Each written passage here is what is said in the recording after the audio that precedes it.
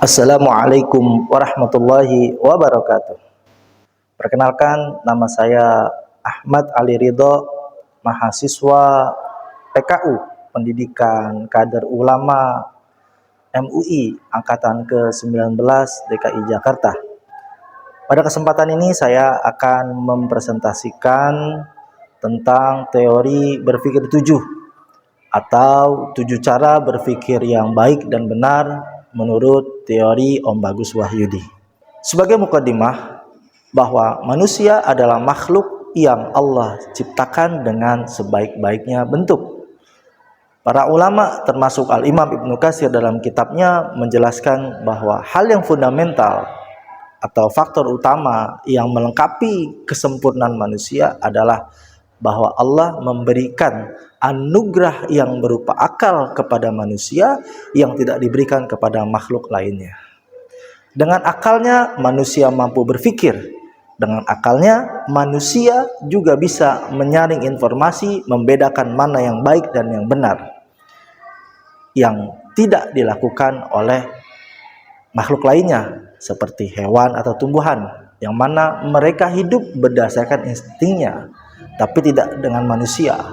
Manusia tindak tanduknya, apapun yang dilakukan selalu dilandasi dengan pikirannya. Oleh karenanya penting untuk kita bahas 7 cara berpikir yang baik dan benar ala Om Bagus Wahyudi. Akan tetapi sebelum kita membahas tentang berpikir 7 atau 7 cara berpikir yang baik dan benar menurut teori Om Bagus, saya akan menjelaskan tentang skema proses berpikir manusia, mulai dari data informasi yang diterima sampai dengan menjadi jiwa dorongan yang mempengaruhi dalam tindak tanduknya. Baik, kita mulai dari tahapan yang pertama. Pikir. Di mana dalam tahap pertama ini, pikir adalah merupakan input semua informasi data yang diterima oleh seseorang, yang dia dapatkan mulai dia dari lahir, kemudian dia menginjak usia SD sampai dengan dewasa. Semua informasi masuk ke dalam kepalanya yang pada tahap ini disebut pikir.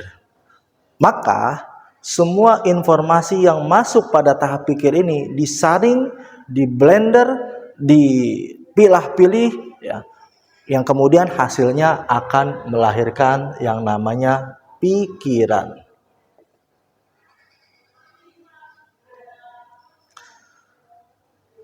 Jika hasil pikirnya baik, maka pikirannya juga baik. Begitu sebaliknya. Karena pikiran ini akan terkoneksi dengan semua anggota tubuh kita. Dia akan terkoneksi dengan hati kita, terkoneksi dengan mata kita. Ya, kalau pikirannya baik, mata kita akan dilihat untuk yang baik-baik, dan seterusnya.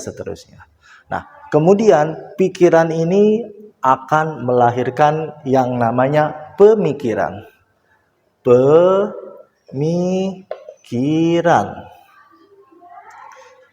Di mana pemikiran ini akan melahirkan yang namanya sifat, kemudian karakter seseorang, kebiasaan seseorang. Semua hal itu lahir dari sebuah pemikiran. Semakin lama pemikiran mengendap di dalam hati sanubari seseorang, maka akan semakin mengkristal. Semakin mengkristal, pemikiran akan berubah menjadi jiwa. Jiwa inilah yang kemudian mendorong, menjadi motivasi manusia dalam melakukan tindak tanduknya. Jiwa yang baik dipengaruhi oleh pemikiran yang baik. Pemikiran yang baik adalah hasil dari pikiran yang baik juga. Dan pikiran yang baik adalah hasil dari olah input data yang ada pada proses pikir. Oleh karenanya, jika ingin jiwa kita menjadi baik, maka kita awali dari pikir yang baik. Sebaliknya, kalau pikirnya jelek, tidak bisa menyaring mana data yang benar, data yang salah, mana data yang baik, atau informasi yang tidak benar, kemudian bercampur aduk semuanya, maka pasti jiwanya juga akan bercampur. Oleh karenanya Allah berfirman, wala talbisul haqqo bil batil wa taqtumunal haqqo wa antum ta'lamun. Janganlah kau mencampur adukan yang hak dan yang batil sedangkan engkau mengetahui. Inilah skema inilah yang kemudian juga menjadi landasan urgensi berpikir 7 ya. Pentingnya kita mengetahui 7 cara berpikir ala Om Bagus. Skema proses berpikir manusia ini kemudian melahirkan satu teori yang pernah disampaikan juga oleh Om Bagus, adalah bila pola pikirmu sudah benar dan bila kamu telah memahami kebenaran, bukan cuma tahu tapi juga memahami dengan mendalam hakikat ajaran Islam yang sumbernya dari Quran dan Sunnah, dan bila pola pikirmu konstruktif, yaitu selektif, bisa memilih antara yang baik dan benar, ini yang halal, ini yang haram, ini syubhat, ini tidak, serasi, yaitu tingkah laku kita, ucapan kita sesuai dengan apa yang pernah dicontohkan oleh Rasulullah SAW, dan penuh damai, yaitu tentunya kedamaian yang lahir dari ketenangan, sakinah, ridho terhadap pemberian Allah, maka kamu akan menyampaikan keindahan akhlak, keindahan ucapan, keindahan tutur kata, gestur tubuh, maka di saat itulah kamu akan sampai kepada Allah. Saya ulangi, teori yang pernah disampaikan oleh Om Bagus, bila pola pikirmu sudah benar, dan bila kamu sudah bisa memahami kebenaran, bila pola pikirmu konstruktif, serasi, dan penuh damai, maka engkau atau kamu akan menyampaikan keindahan, dan di saat itulah kamu telah sampai kepada Allah Subhanahu wa Ta'ala. Inilah mengapa kemudian menjadi urgensi atau menjadi latar belakang mengapa kita harus tahu berpikir 7 ala Om Bagus. Berpikir 7 ala Om Bagus, yang pertama adalah kepatuhan. Kepatuhan. Patuh sama siapa? Patuh sama orang tua, patuh sama guru, patuh sama Allah dan Rasulnya sesuai dengan yang Allah dan Rasulnya inginkan. Inilah nilai kepatuhan, inilah yang kita jadikan sebagai standar dalam memfilter data informasi yang masuk dalam pikiran kita. Sebab pikiran terkadang memiliki gangguan, baik dari setan, bisikan setan yang menyesatkan, ataupun dari baik nafsu lawamah atau nafsu ammarah bisu yang selalu mengajak manusia untuk bersantai, mengajak manusia untuk menyepelekan kebaikan gitu. Maka kalau kepatuhan terhadap orang tua, kemudian guru, orang tua, guru, kemudian Allah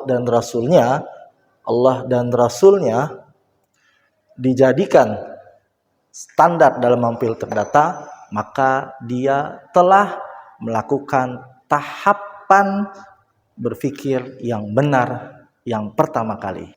Langkah kedua adalah ikra,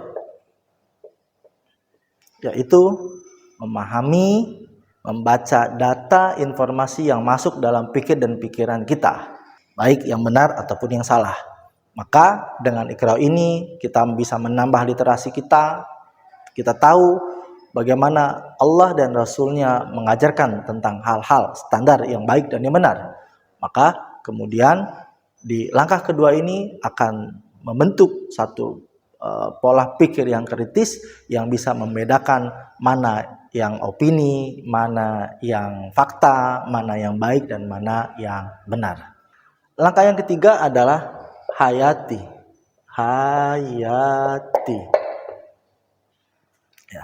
Apa yang sudah dibaca, apa yang kita pahami harus dihayati.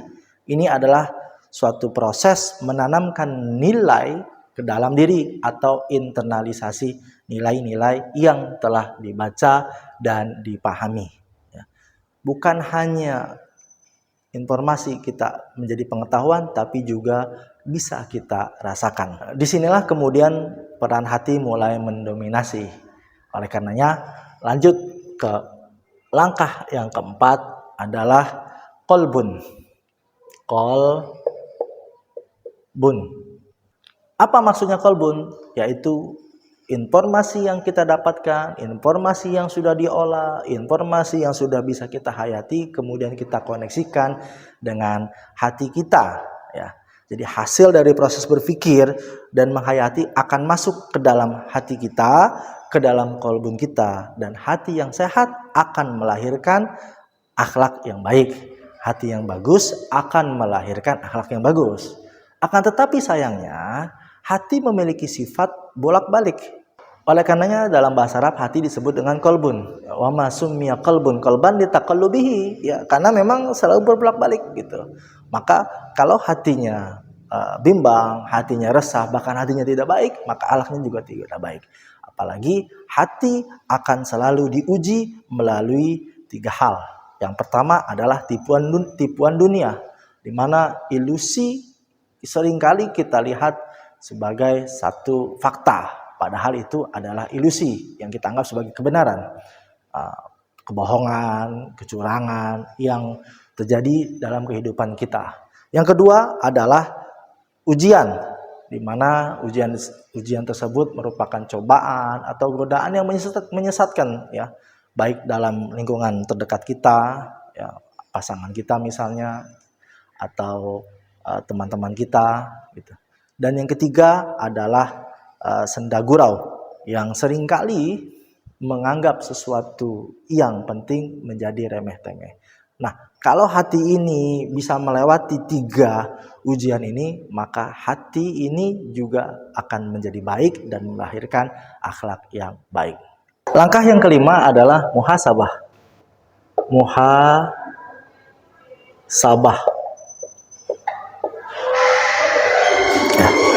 Proses berpikir yang baik selalu diiringi dengan muhasabah, yaitu introspeksi diri, menghitung-hitung diri, ya. Jika kita mendapat kesalahan, maka kita akui sebagai sebuah kesalahan. Jika kita mendapatkan satu hal yang benar, maka alhamdulillah kita bersyukur kepada Allah dan kita berusaha untuk tetap istiqomah dan mengamalkannya. Kemudian dari muhasabah inilah kemudian membuat pola pikir seseorang tidak stagnan, akan tetapi dari waktu ke waktu terus berusaha untuk memperbaiki dirinya. Dan langkah yang keenam adalah taubat dan istiqomah. Nah, jika dalam muhasabah ini kita mendapatkan sesuatu yang salah, maka kita taubat kepada Allah Subhanahu wa taala, taubat nasuha, menyesal dengan penyesalan yang serius, kemudian tidak ada niat untuk mengulanginya lagi. Akan tetapi jika kita mendapatkan dalam muhasabah ini satu kebenaran, maka kita harus istiqomah, yaitu komitmen untuk tetap konsisten di dalam jalan yang benar. Inilah puncak dari pemikiran yang Islamik, mengarahkan perubahan ke arah amal soleh yang terus menerus. Dan langkah yang terakhir, yang ketujuh adalah inovasi dan akhlak.